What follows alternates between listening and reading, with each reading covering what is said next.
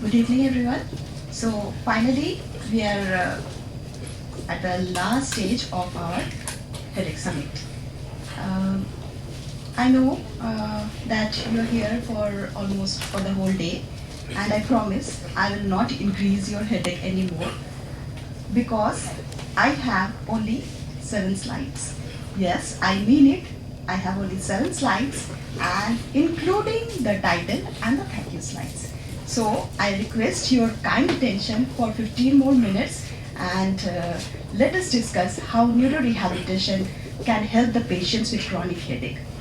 So let's start our journey with our first case. She is a 33-year-old female. She is a graphic editor and she is married for 15 years with all kind of marital stress like Sas Bahubala's thing, not with husband or son. She has one son, 8-year-old, and she gave us a history of road traffic accident in 2022, which resulted in non-healing wound over the left leg. She was having difficulty in walking. It led to tension, depression, and whatnot. So she came to our neurology OPD with headache in 2023. Neurologist treated her with all sorts of medications, but he got incomplete response to treatment. So he referred the patient to psychiatry OPD.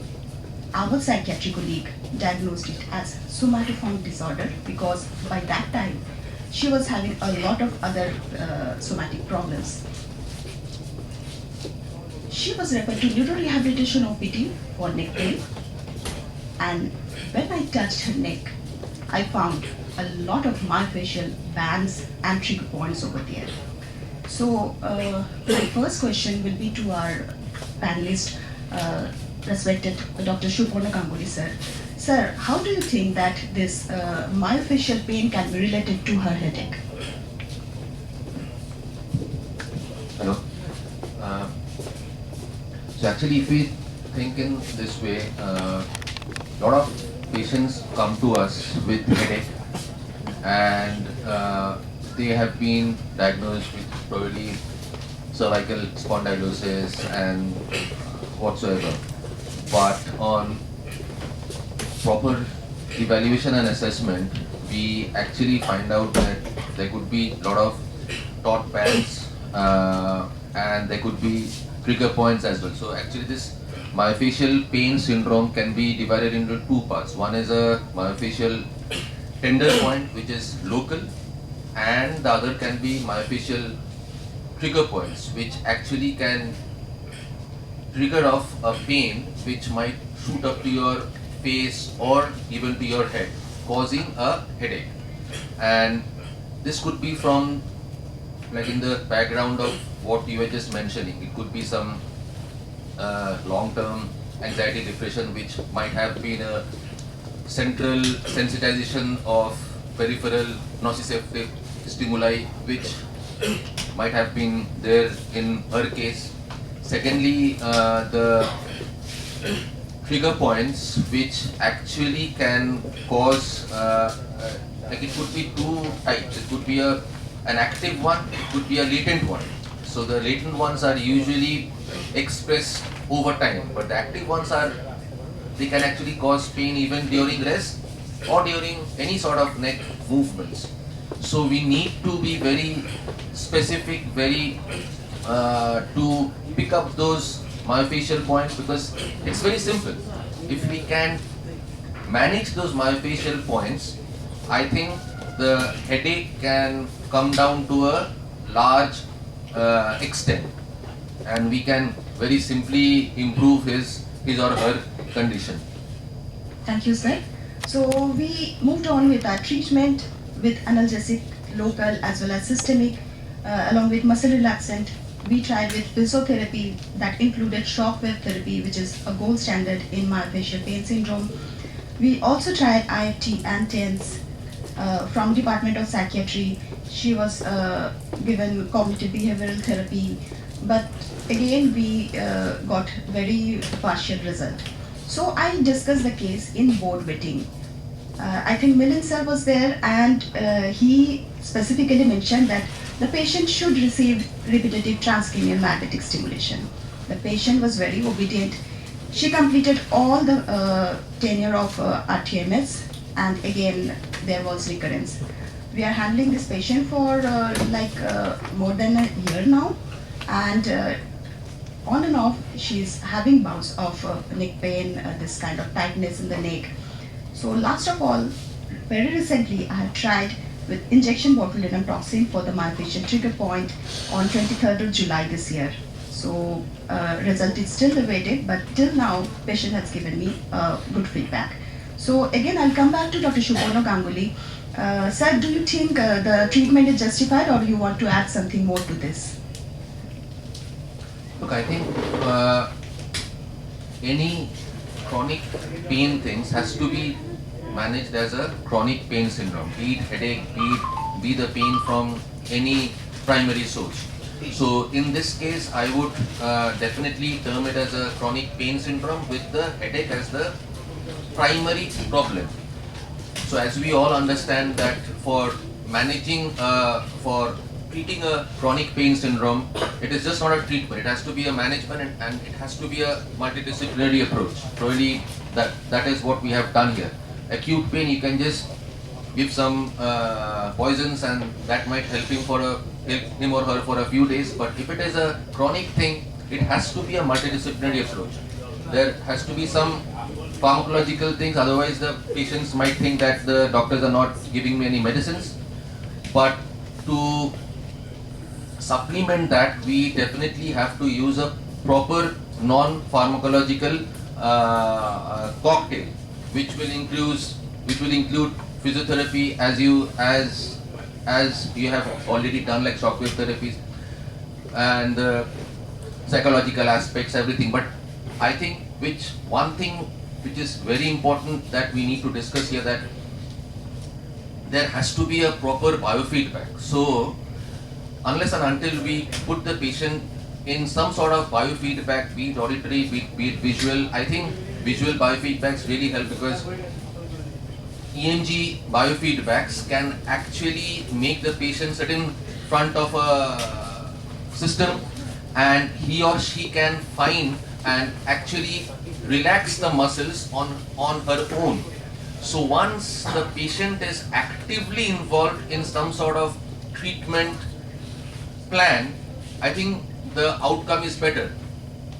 Now, as we understand, chronic pain has to be a multi-pronged approach. It is never going to help with either just exercises or medicines or whatever things you have done, I think is all fine. But I think the most important part here, it should be a patient-centered, focused approach where the patient has to be a part of the management thing. It is not that we just provide what we think is best for the patient. Because unless and until we bring the patient into a confidence, I think we will lose the battle.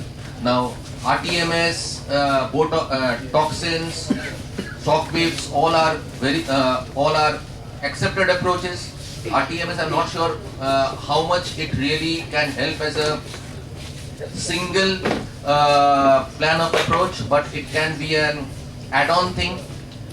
Botulinum toxin definitely for active myofascial point, because as we understand, if it is an active trigger point, there is some spasm. So probably toxin might just help to reduce that spasm, and we'll definitely find the results in a few weeks' time. Shockwave, there is some evidence, Cochrane shows that there is some evidence with shockwave therapy, but again, these have to be discussed properly with the patient, and it is just not that only shockwave is going to help. The patient has to be a part of that multidisciplinary team where he or she is the focus of the treatment, and unless and until the patient is brought into confidence, I don't think any of these methods are really going to help him or her. A very important message conveyed by Dr. Shubono Ganguly. Thank you, sir. So keep on counting. I am on my fourth slide and we are going to discuss our case 2. As you can see, there is not a single word copied from Google, neither it is held by ChatGPT. So let us discuss our second case, who is a 53-year-old male. He is a very educated person. His MA in history with a diploma in archives and record management. He is married. He is a government archivist and he makes documentaries. He is an author of 10 books. So every patient has a unique story behind their headache. This patient also suffering from headache on and off for last 20 years, and he gave me a history that, madam, my headache started with a heartbreak. He was a milk seller in young age, and his interreligious relationship didn't work out. So at that time, his broken relationship had an effect on his mind as well as body. He started having headache, and he describes the headache as unilateral headache. Later on, it spreads to the whole head. The trigger elements are changing temperature, strong smell, and music gives him somewhat relief.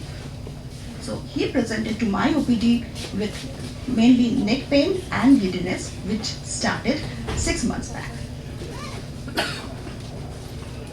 His first question to me after taking history, ma'am, is my pain psychosomatic? He has googled it a lot and now he wants the answer from the specialist.